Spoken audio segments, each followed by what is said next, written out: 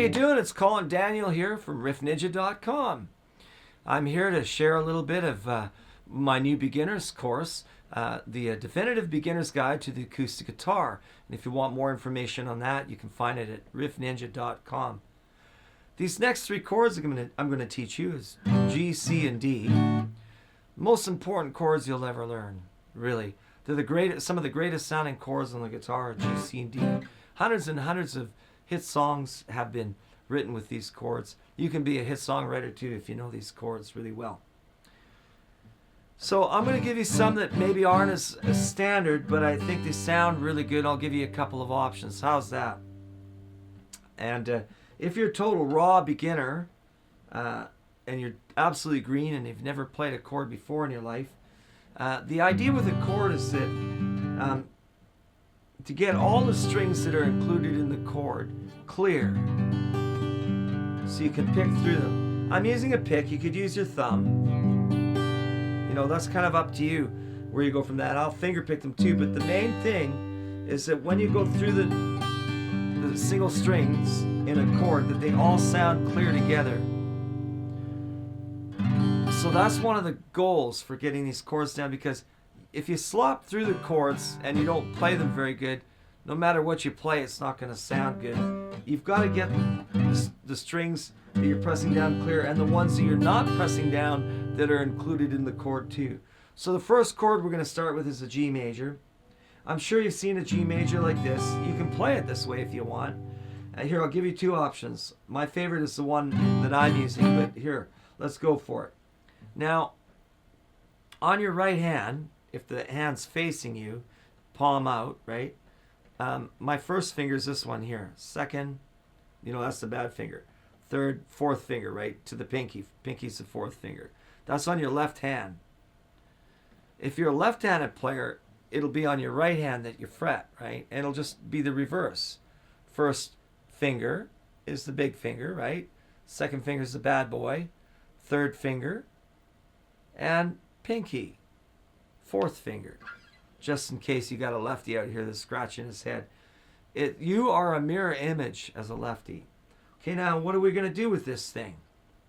Well, we're going to try and press these strings down onto the frets, these funny wire pieces of metal that go across your fretboard that you're going to put your hand on. This, by the way, is the fretboard right here, right?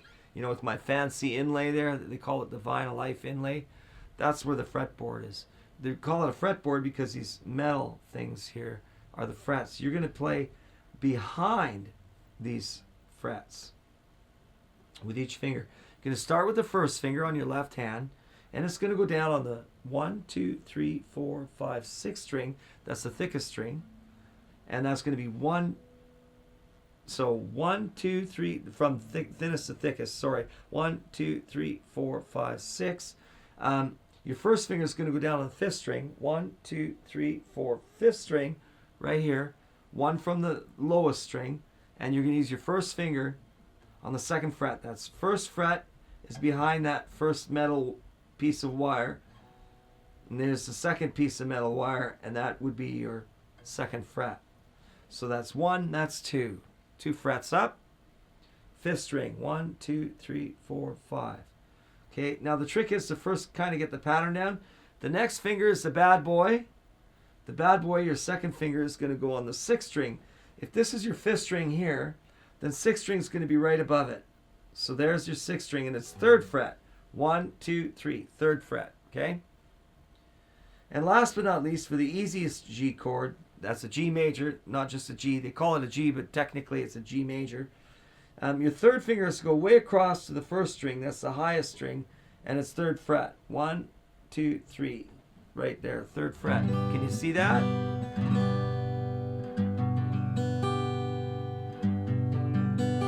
Now the trick to it is, depending on the size of your guitar, the neck, there's a whole bunch of things. You really should have your thumb behind, like that. Here, I'll move it back a little there.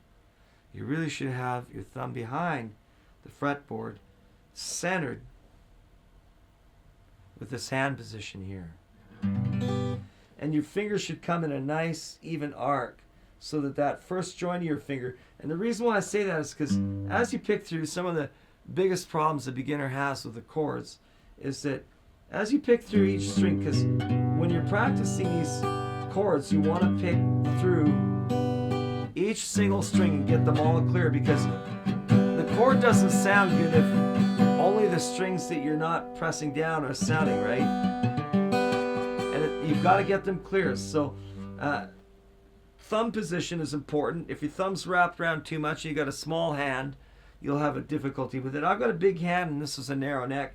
If you might see my thumb sneaking around the neck to the front, that's okay for me. Look at the size of my hand. If you have a smaller hand, you can't do that. It's got to be further behind. But you find when I play my C chord that my thumb is definitely further behind the fretboard than with the G, just because of the technique I need to get the chord nice and clear. So these fingers have to be in an arc like that. And if you look really carefully at the video here, you'll see that my fingers have a nice arc, and that they're right here on the second joint they're not perfectly straight down, but pretty close, because I want to clear the strings underneath it. Now this is a rule for all chords. You see, once I've gone through this rule, I'm going to burn through the C chord and the D chord, and just like that. Now one of the hardest things is if you've got fat fingers, like big thick fingers, and you got a narrow string guitar, like you've got narrow distance between your strings, is going to be trying to get that fifth string clear, because your third finger here on the sixth string right here, it's for sure the fleshy end of your finger could easily touch the next string down, that you want to get one fret lower than on your sixth string here on the fifth string, your first finger, this one here, and you're going to have a hard time getting that clear until you adjust your hand. Now too much adjustment, over adjustment, and your wrist is going to hurt. Not enough, and you grab it like a baseball bat, and you're not going to get it clear at all. I can't even get it clear, you know. And now, if I have too much of a tilt and my wrist comes up too high like this, then I have this problem with my second finger underneath on the fourth string here, also touching the string and not making it clear. So you could get this. I'll get a clear sixth string because there's nothing above it, but when I get to my fifth string, if my second finger is touching the fifth string, I won't get the fifth string clear, and if my first finger is touching the fourth string, I won't get that clear. So you have to shift your hand, find the sweet spot. That may mean moving the fingers around a bit behind the fret, like you've got some room here, you'll see, like, you know, you can move it behind. It depends on your hand shape. If I had you sitting in front of me as an individual, I could help you out a little more. But since I don't, I have to kind of cover some of these pointers. Okay, but the trick is to just adjust. Don't sit on a couch either when you're trying to do this, or a soft bed. Sit on a more firm chair. That will help you a lot. Okay, so once you get it clear, then you want to strum through it. And the idea is just to make these minor adjustments in where your fingers are sitting to get the chord clear. A lot of it has to do with where the thumb is and the wrist in your left hand.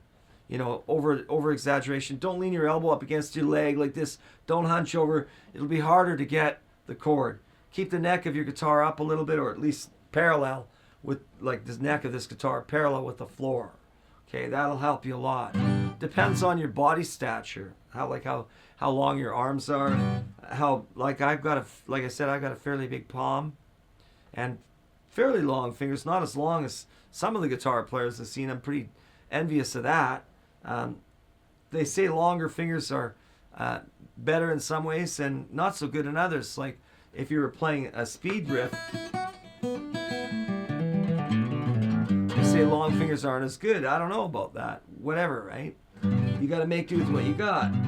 Now there's one more G chord I wanted to show you, and that is, I showed you this with the third finger on the first string, but my other option is to take the third finger and put it on the second string, third fret, and underneath it add the pinky where your third finger was, and now you have third finger on the second string. That's 1, 2, second string, third fret, 1, 2, 3, third fret, right? And you have the pinky underneath it on the first string, and that's third fret. If you had really thick fingers, you might be able to get both. I can barely do it. I gotta cheat a bit and get it with my nail. But some guys have really thick fingers, and you might be able to get the first and second string on the third fret with just one finger. I can't do it. Anyways, that's the G chord. Get those strings nice and clear, okay? Now we'll go to the C chord. This is the standard form of C. Now this one's harder to get. This will be your hardest chord of all. Same rules apply. So first finger on the first fret right here, and that's second string, 1, 2, okay? Bad finger, second finger on the 1, 2, 3, fourth string, 1, 2, second fret. And your third finger on the 1, 2, 3, third fret, 1, 2, 3, 4, 5, fifth string, right? Now, your hardest job is going to be getting that high E. As I said before, if you wrap your hand around, I can get it because I got fairly long fingers, but you might not be able to wrap your hand around it. You'd be better off, again, with your thumb centered like that behind the fretboard. And I don't use so much the flat of my thumb. I use the edge more. So my thumb's actually rolling to my, if you're facing your knuckle, not the inside of your thumb, but the outside, it's the left side of my thumb that I use. It sits more to the left than it does flat. Depends on your wrist too where it is, but you definitely need that nice arc there, and you need your fingertips and you need your palm to stay away from the back of the neck, especially if you've got a smaller hand. I've got a very big hand, and I'll grab it like this sometimes. Not all the time. Depends on what I'm doing. So that's the C chord. Like I said, you'll find another thing you want to do is cut your nails. These nails are getting a little long for me, and I should cut them. But if your nails are too long, you're going to have a hard time getting that last fretted string, which is the second string.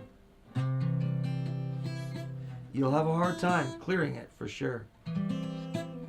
You got to watch that first finger because, if you hear that, I'm killing the string, right? So you want to adjust your hand.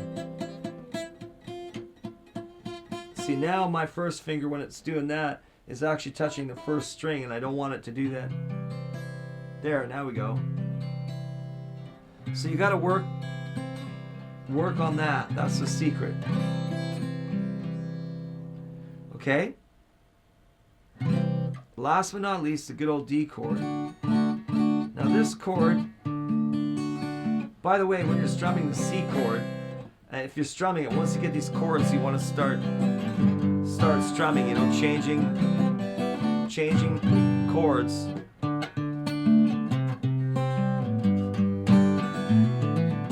You want to practice changing from chord to chord, any combination you can think of, because you're going to use them, and there's going to be tons of combinations, and there's nothing you can come up with that hasn't already been done. So it's a good idea to practice changing these chords. Okay, so here's the D chord. First finger, second fret, third string. 1, 2, 3. There's my third string. 1, 2. There's my second fret. Second finger. We don't use the pinky on this chord. Second finger on the first string right here, the highest string. Second fret. 1, 2. There we go. And last but not least, third finger on the second string. 1, 2. And that's third fret. 1, 2, 3. 3 frets. And you use one open string with this chord, and that's the open fourth string. Again, this one, you probably find this one easier C chord, but it's a little harder than the G. And when you're strumming it, don't strum the bass strings. Strum from the 4th string. You got to practice that.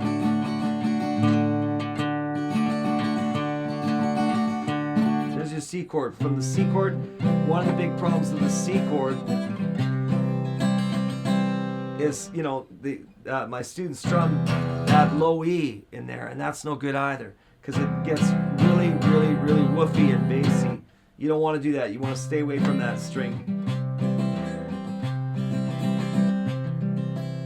Just like that. And then G.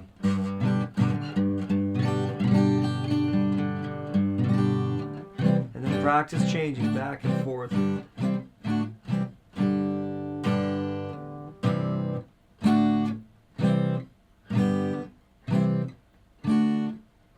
Once you get real good at them, right? And like I said, any combination you can think of.